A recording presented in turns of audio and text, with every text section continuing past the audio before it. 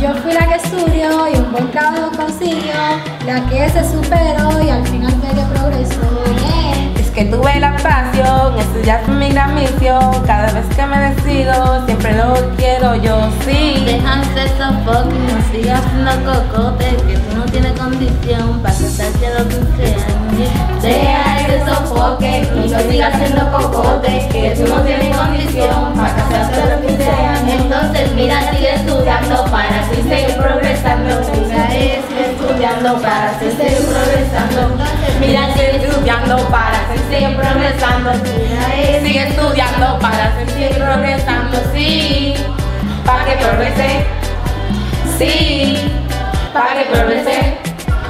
Sí, para que progrese. Sí, para que progrese.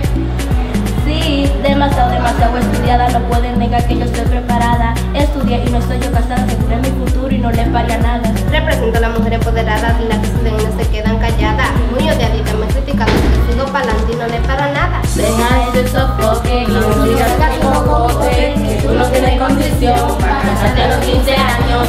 Deja ese sofoque, no digas que no cocote, que tú no tienes condición para casarte a los 15 años. Entonces mira, sigue estudiando para Seguir progresando, mira, sigue estudiando para seguir progresando. Entonces mira, sigue estudiando para seguir progresando. Mira, sigue estudiando para seguir progresando. Sí, para que progrese. Sí, para que progrese.